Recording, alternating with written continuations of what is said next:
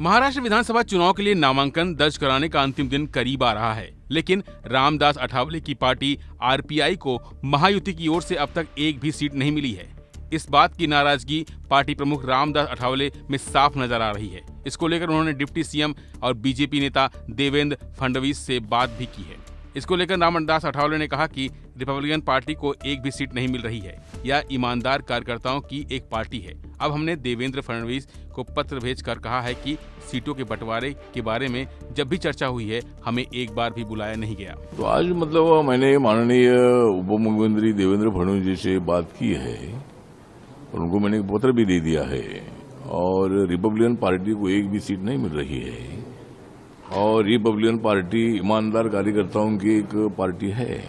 जो भी निर्णय हम लेते तो हम बहुत बड़े दिल से निर्णय लेते हैं और नरेंद्र मोदी जी के नेतृत्व में देश का विकास हो रहा है और दलितों के लिए भी बहुत सारी योजनाएं इम्प्लीमेंट हो रही है।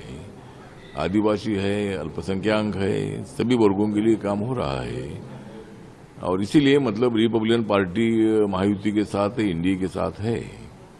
तो माननीय देवेंद्र फडणवीस जी हमने एक पत्र दिया है कि भाई चर्चा जो जगह के बंटवारे के बारे में हुई तो एक बार भी हमको बुलाया नहीं और हमने तो 21 जगह की एक लिस्ट चंद्रकांत बावनकुले जी को दे दी थी।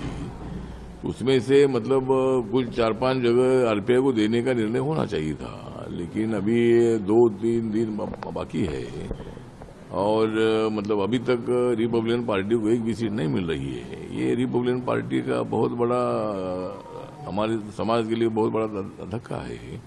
महायुति के नेताओं ने आरपीआई को इतना निगलेक्ट करना ठीक नहीं है और इसी तरह आज देवेंद्र फडणवीस से बात हुई है। उन्होंने मान्य किया है कि भाई उन्होंने बीजेपी के कोटे की जो कालीना सीट है, ये कालीना सीट आरपीआई को देने का वादा किया है और उसकी अनाउंसमेंट दिल्ली से हो जाएगा, सब उन्होंने बताया है। उसके साथ साथ एक एमएलसी आरपीआई को जरूर दी जाएगी और मैं मुख्यमंत्री जी से बात करता हूं और आरपीआई को एक एमएलसी जरूर हम देंगे, ये भी उन्होंने बताया है। वैसे Republican party of India Mahayuti का हिस्सा है और रामदास अठावले केंद्र में मंत्री हैं। हालांकि इस बार के चुनाव में महायुति द्वारा आरपीआई को नजरअंदाज किए जाने से वह नाखुश दिखे हैं। इतना ही नहीं, रामदास अठावले ने यह भी कहा कि हमने 21 सीटों की लिस्ट चंद्रकांत बावनकुले को दे दी थी। उसमें से 4-5 सीटें तो आरपीआई को देने का फैसला किया जाना चाहिए था। अब नामांकन पूरा होने में कुछ दिन बचे हैं और आरपीआई को एक भी सीट नहीं मिल रही है। यह हमारी पार्टी और समाज के लिए बहुत बड़ा धक्का है। वैसे महायुति सीट शेयरिंग फार्मूले के तहत बीजेपी ने 121 उम्मीदवारों का ऐलान कर दिया है। वहीं एकनाथ शिंदे की शिवसेना ने 65 और अजित पवार की एनसीपी ने 49 सीटों पर अपने प्रत्याशी तय कर दिए हैं। ये आंकड़ा कुल मिलाकर 235 बनता है। अभी भी 53 सीटों पर महायुति के घटक दलों के कैंडिडेट उतारने पर विचार मंथन हो रहा है। ऐसे में उम्मीद की जा रही है कि आरपीआई को शायद इसमें से कुछ सीटें मिल सकती हैं। फिलहाल के लिए बस इतना ही। बाकी अपडेट बने रहिए वन इंडिया हिंदी के साथ।